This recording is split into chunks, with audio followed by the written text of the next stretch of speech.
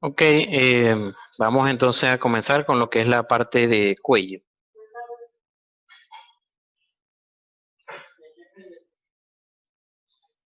Ya le había dado las buenas tardes. Ajá, bueno, vamos a ver van a ver un video que yo hice hace bastante tiempo sobre el cuello, sobre la anatomía del cuello. Aquí, bueno, nada más para decirle los límites, siempre es bueno delimitar qué es lo que vamos a ver, qué es lo que vamos a examinar. Con la parte superior tenemos una línea que va desde el occipucio, pasa por la apófisis mastoide, la mandíbula y el mentón. Y en la parte inferior, o sea, todo eso. O sea, de ahí para arriba, obviamente es cara por delante y cráneo por detrás. Y abajo, de atrás hacia adelante, la apófisis espinosa de C7, la espina de la escápula, el acromio y la clavícula hasta el manubrio esternal. Todo lo que está por debajo, obviamente, es tórax y por fuera sería el miembro superior.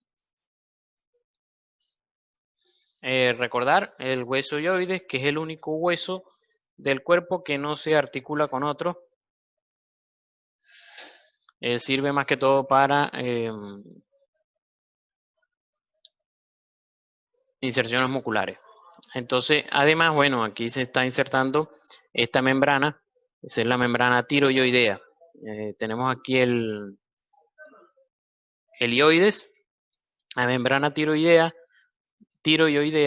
abajo tenemos el cartílago tiroides, la membrana cricotiroidea y luego viene el cartílago cricoides. Debajo de él, entonces está lo que es la tráquea.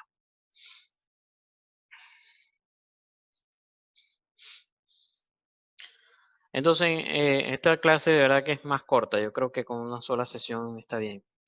El interrogatorio, entonces, bueno, obviamente si tiene dificultad para tragar, que es la disfagia, si viene por algún tipo de lesión o tumoración, trastornos tiroideos, los trastornos tiroideos, a veces si hay un aumento exagerado de la tiroides, le va a limitar el deglutir. Entonces, en el cuello tenemos varias cosas que debemos evaluar. Tenemos a la inspección ver el tamaño. El tamaño, gracias. No, está bien aquí. El tamaño lo vamos a medir con una cinta métrica, vamos a medir desde el manubrio esternal hasta el mentón. Aproximadamente debe ser de 16 centímetros. De 16 a 20 centímetros. La forma, que debe ser cilíndrica, puede ser ovalada. La posición, si está centrada. La simetría, si hay alguna tumoración que haga que no esté simétrica. La movilidad de los músculos del cuello, que son un gentío, y lo van a ver en la clase de músculos del cuello. Pero por lo menos los que se ven superficial son el esternocleidomastoideo y el trapecio, que están inervados por el onceavo par, que es el accesorio o espinal.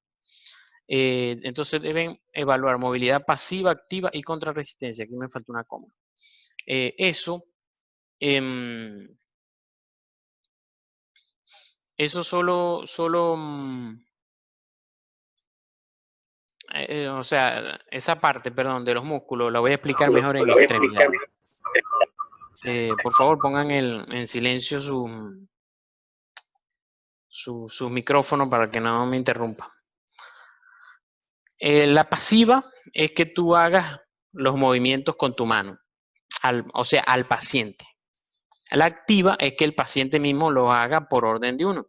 Y contrarresistencia es que le digas al paciente, le des la orden de que lo haga activamente, pero tú con las manos haces que no, o sea, haces que no lo haga, pues, para ver cuánta fuerza tiene. Pero eso evalúa otras cosas, no tanto la fuerza. De todas maneras, de eso voy a hablar mucho mejor cuando hablemos de extremidades, porque eso es todo, eso en extremidades todas las articulaciones tenemos que evaluarles eso. 45 grados se refiere a que la lateralización, moverlo así, van a ser de aproximada 45 grados, igual la extensión y la flexión.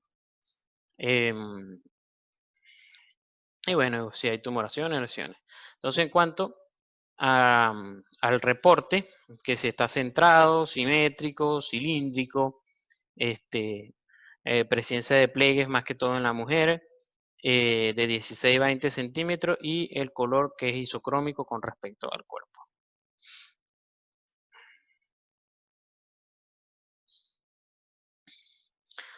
En cuanto a la palpación, vamos a hacer varias cosas. Vamos a palpar varias cosas que vamos a ir viendo a través de las láminas. Primero los cartílagos. Recuerden que tenemos entonces la tráquea y por encima tenemos los cartílagos impares. Los cartílagos impares son 3, que son de arriba hacia abajo, son el tiroides y el cricoide, y después viene la tráquea, pero por detrás está la epiglotis. Lo que pasa es que no la mencioné en el dibujo. Que el epiglotis lo que se encarga es de impedir que lo que nosotros estamos deglutiendo se vaya por el camino viejo, se vaya por las vías respiratorias. Cada vez que nosotros tragamos, pues imagínense que está la lengua aquí, la cavidad oral aquí, cada vez que nosotros tragamos, se baja el epiglotis y se coloca sobre este orificio aquí que está encima de las cuerdas vocales. Bueno, pero de todas maneras en una vista lateral se ve mejor que está en la clase de cuello. Entonces, obviamente, con estas maniobras, con los pulgares, vamos a palpar el cartílago tiroides, su movilidad, su sensibilidad, que por más que sea un órgano aquí, si se palpa, si tú le palpas al paciente, el paciente no le puede doler ni nada por el estilo, pero sí debes sentir los anillos. Bueno, los dos cartílagos esos, tiroide y cricoide, existen los pares, pero esos no se palpan. Lo que es la tráquea, que ya como les dije, y los músculos, el esternocleidomastoideo del trapecio, que lo vamos a describir ahorita. No, o sea, no los voy a describir tanto porque el esternocleidomastoideo está en la clase de cuello y el trapecio está en la clase de hombro.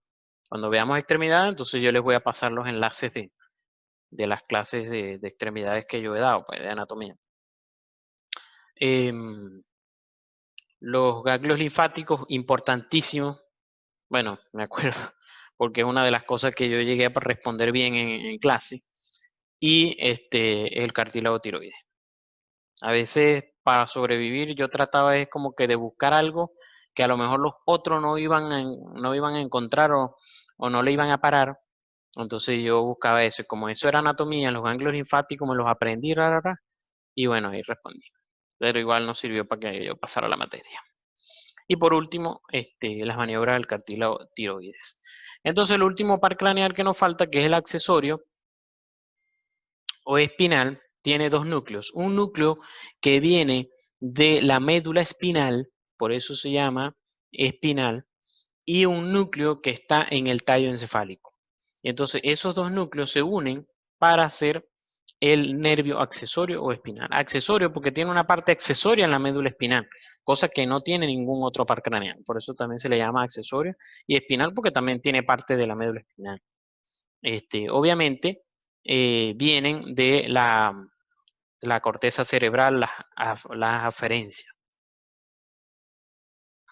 Igual aquí está. Él anda con sus otros amiguitos. 9 y 10, saliendo del surco preolivar y pasando por el agujero yugular. Como aquí ven, fíjense. Este es el agujero magnum del cráneo. Entonces, esta es la parte espinal del nervio y se une con la parte del tallo.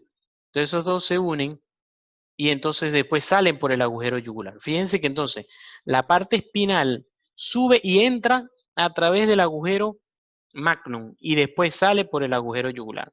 Por eso es que si a lo mejor ven en los cuadros de agujeros del cráneo, van a ver que el agujero espinal le va a decir que a través del agujero magnum, además de salir la médula espinal, sale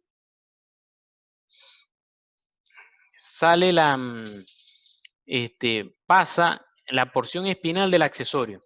Y entonces después cuando buscan el agujero yugular también sale el nervio espinal. ¿Y eso por qué? Bueno, porque por aquí entra, que viene de la médula espinal, se une con la parte del tallo encefálico y después sale por el agujero yugular para inervar al esternocleidomastoideo y al trapecio.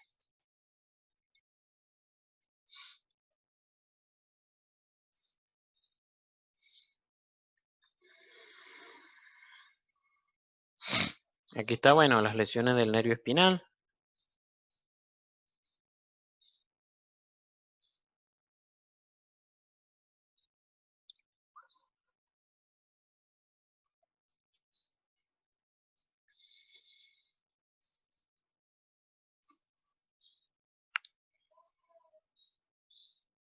Ahí está para hacer los movimientos pasivos y activos. El trapecio eleva los hombros, el esternocleidomastoideo hace todos los movimientos, ayuda a todos los movimientos del cuello, tanto de flexión, extensión, lateralización y rotación. Por eso cuando nos da tortícolis, que es la contracción exagerada del esternocleidomastoideo, eso no se nos alivia hasta que nosotros nos acostemos, porque cualquier movimiento que hagamos, ellos se contraen.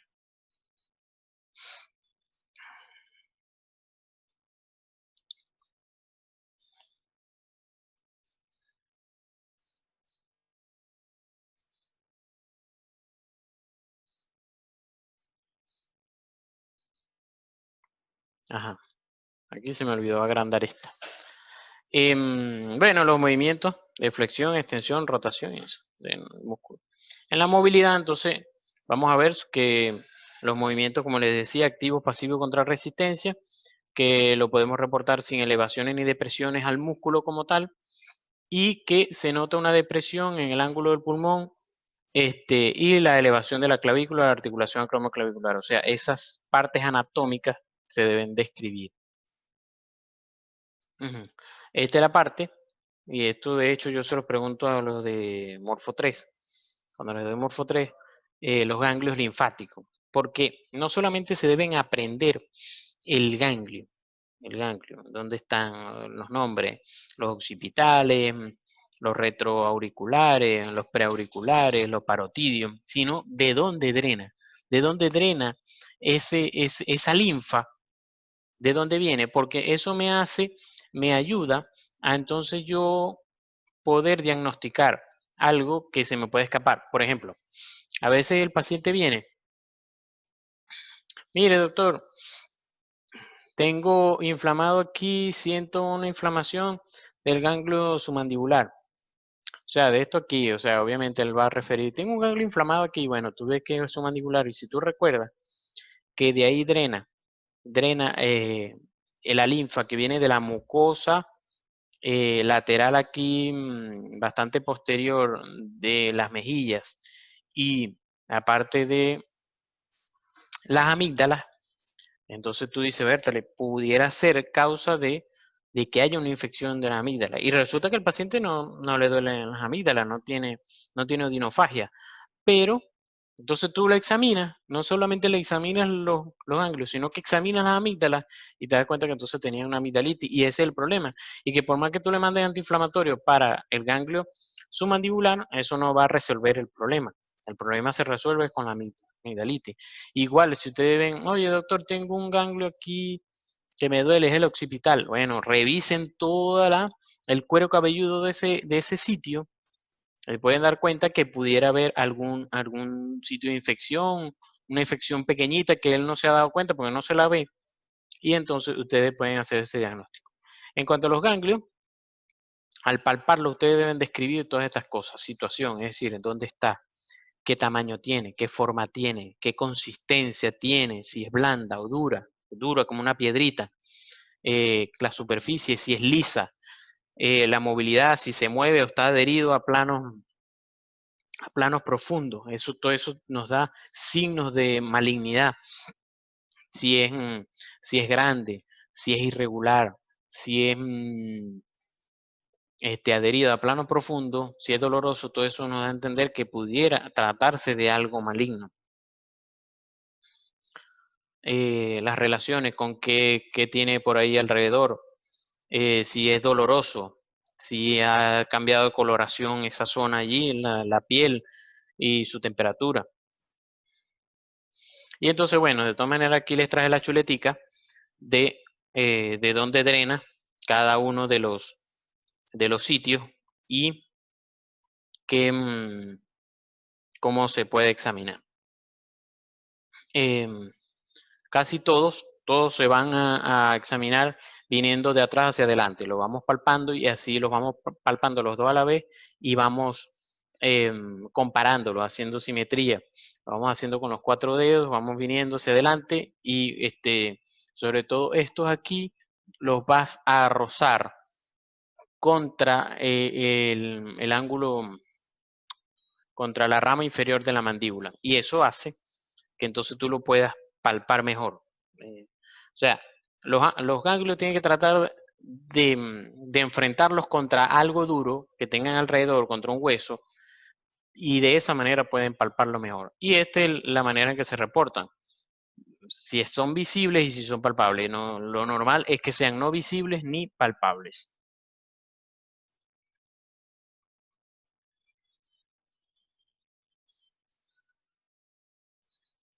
En cuanto a la tiroides, bueno, tenemos muchas maniobras que ustedes van a encontrar en el libro, pero ellas se resumen en que tú puedas examinar el paciente por delante o lo puedas examinar por detrás.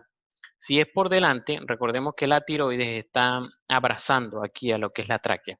Y entonces ya tiene unos lóbulos, un lóbulo derecho y un lóbulo izquierdo, y tiene un istmo.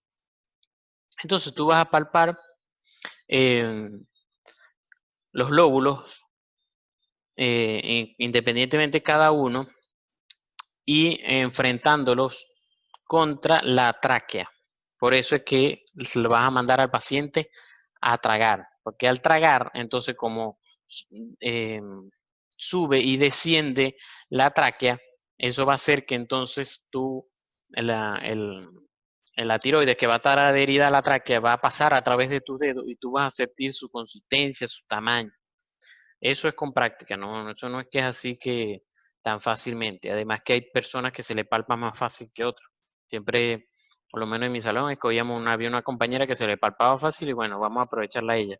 Pero eso es algo tampoco que pueden practicar mucho porque apretarla, ustedes la palpan y eso, entonces ella tiende a lanzar sus hormonas al torrente sanguíneo y eso puede llegar a desencadenar lo que se llama una tormenta tiroidea porque aumentó mucho la hormona. Entonces, el libro dice, deben palpar la tiroides una sola vez por vez, pues.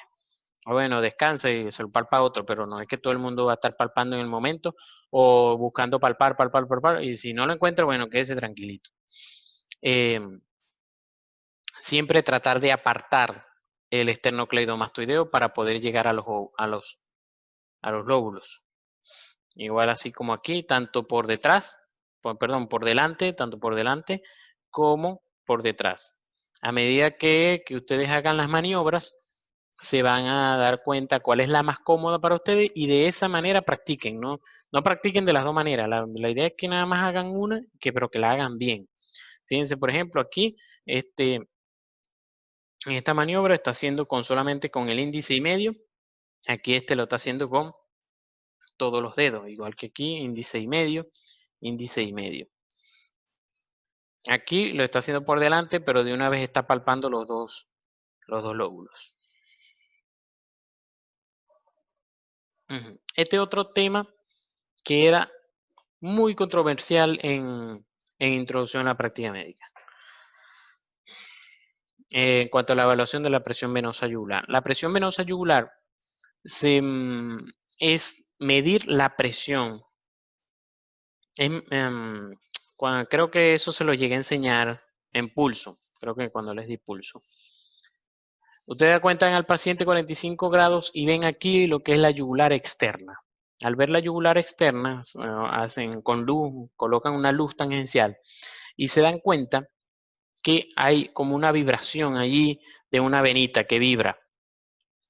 Esa vibración es la vena que aumenta su presión 3 veces con cada pulsación. Hace 3 ondas. La onda de pulso arterial hace 2, pero nada más sentimos una. Pero de la onda de pulso venoso se ven 3, que es la onda A, la onda C y la onda B. Esas 3 ondas las vamos a buscar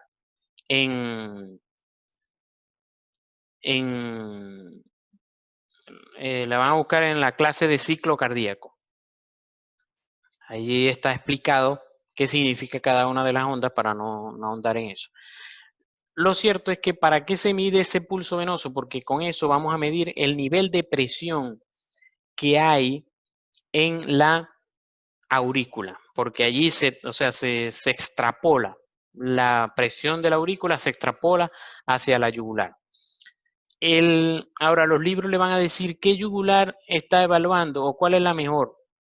La mejor para evaluar es la yugular interna, pero el problema es que anatómicamente la yugular interna está por dentro del esternocleidomastoideo, así que es imposible evaluar la yugular interna. Debe evaluar la yugular externa, que es la que se ve allí y hace esa vibración de las 3 ondas. Entonces, la respuesta correcta es que tú vas a evaluar la yugular externa, pero si fuera posible, si no tuviéramos esternocleidomastoideo, evaluáramos la yugular interna.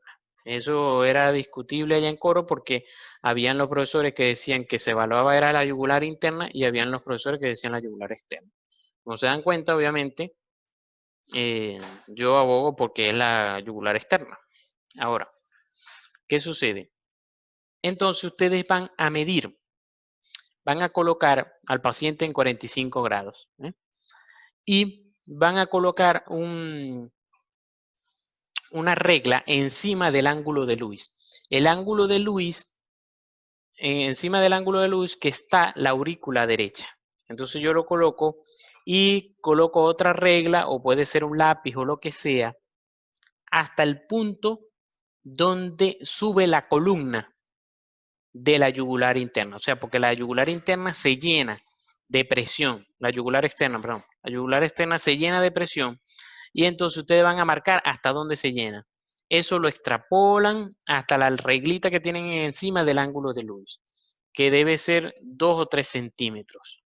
Y si ustedes cuentan los centímetros que hay desde la aurícula derecha hasta el ángulo de Lewis, hay 5, más los 2 o 3 que están aquí serían 8 o 7 u 8 centímetros. ¿Qué significa eso? Bueno, que la presión de la aurícula derecha es de aproximadamente 7 u 8 centímetros de agua. ¿Y de qué me sirve eso? Bueno, que eso te ayuda a saber la presión que hay en las venas. Eso te ayuda a saber la cantidad de volumen. Si ustedes ven en mi clase de ciclo cardíaco, explico que las arterias manejan presión, o creo que se lo llegué a decir en clase. En cambio, las venas manejan volumen. Entonces, cuando mido las venas, estoy viendo la cantidad de volumen que hay. Si yo, por ejemplo, sobrehidrato a un paciente, le pongo solución endovenosa, bastante, esa presión sube. Por esa presión venosa que estoy midiendo en centímetros de agua sube. En cambio, si yo le coloco, por ejemplo, furosemida al paciente, mucha furosemida, que lo haga orinar, lo deshidrato, eso va a bajar completamente. Entonces, las características, esta es otra, aquí está también haciendo la extrapolación. Características que tiene la presión venosa yugular. Es una onda de volumen que se ve y no se palpa. Recuerden que lo que se palpa es el pulso arterial se palpa, el pulso venoso no se palpa, se ve. Eso es la diferencia entre vena y arteria. Es asincrónico con el pulso arterial, no es como el pulso arterial que es sincrónico también con los latidos del corazón. el movimiento ondulante es en marea suave, es como una marea, no es tanto como una onda de pulso como lo hace la arteria, sino como una marea. Una marea porque sube y baja, sube y baja. Disminuye al comprimir la base del cuello, disminuye en inspiración y aumenta en expiración, porque en inspiración disminuye la presión intratorácica. Al disminuir la presión intratorácica, entonces disminuye la presión que tiene que hacer la aurícula. Es influido por la gravedad, por tanto varía con los cambios de postura del paciente, por eso es que deben hacerlo a esta postura que se les está, que fue ideada esta maniobra, a los 45 grados. Y se eleva con la presión venosa yugular, se eleva al hacer compresión abdominal. Ustedes comprimen en el cuadrante, en el hipocondrio derecho, comprimen al hígado como él. Por ahí está la vena cava. Entonces, al comprimirlo, entonces esa presión se extrapola a la vena cava superior y a la yugular, y entonces eso hace que se eleve la presión hasta allá. Porque recuerden que también se maneja lo que es la vena ácido. Sí, ya, ya.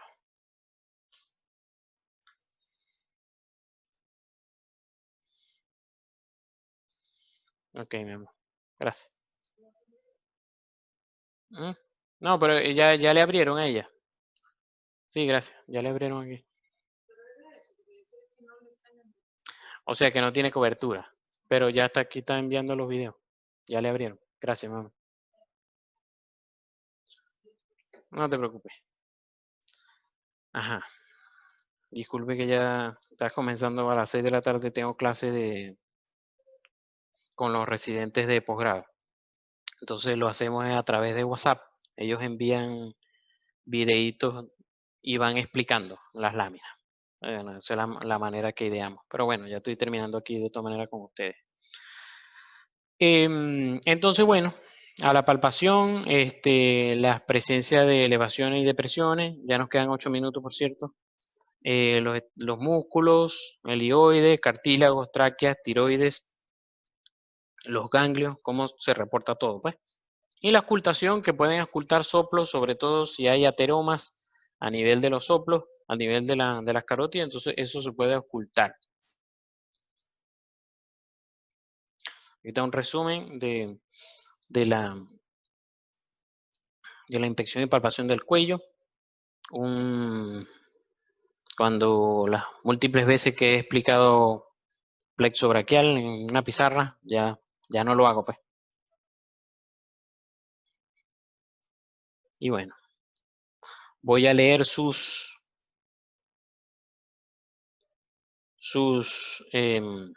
preguntas. Tengo 7 minutos.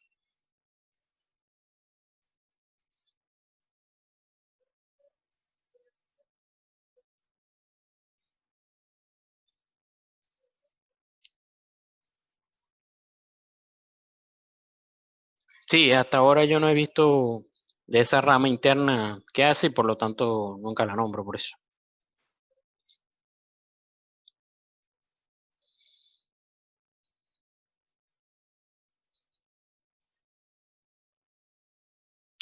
Puede haber sido una compresión del onceavo par, sobre todo porque tuvo que ver con esos dos músculos. Entonces puede ser que uno de los músculos comprimió al nervio, porque el nervio pasa entre los dos, en el triángulo, ese se llama triángulo occipital o triángulo muscular, creo que. Vean, cuando vean la clase del cuello ahí lo vas a ver. O sea, no te puedo asegurar si fue algo propio de los músculos o del nervio, pues. Habría que haberte, vamos a decir, interrogado mejor. A ver, tendría que interrogarte bien para ver qué podría haber sido. Pero si sentiste cosquilleo, lo más seguro es que sea el nervio, porque los nervios cuando se comprimen o algo, dan parestesias.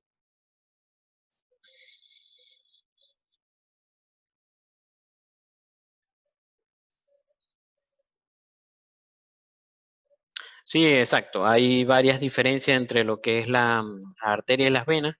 Esas están en el libro. Me di cuenta ya cuando faltaban unos pocos minutos para comenzar temprano, pues. Y bueno, no tenía que haberlas copiado. Pero sí, o sea, una de las diferencias que cambian con las posturas, otra diferencia es que el pulso arterial es sincrónico con el pulso, y así. Bueno, yo creo que no hay más nada por ahí. Entonces ya saben, si quieren de todas maneras, si van a volver a ver el video en YouTube, pueden dejar sus comentarios, aún lo que hayan comentado aquí, pueden dejar su comentario por allá. Recuerden que todo eso voy a tratar de ser lo más objetivo posible y eso les vale positivo. No es que no les digo que les voy a poner positivo por cada intervención que ustedes hagan, pero que sean intervenciones que valgan la pena, que me hagan ver por lo menos que estudiaron o que por lo menos me hagan ver que vieron la clase y que tienen alguna duda. Bueno, fue un placer haber estado con ustedes toda esta tarde, aunque sea de manera virtual. Y bueno, nos vemos Dios mediante, que yo creo que la otra semana ya sería con la clase de tórax respiratorio.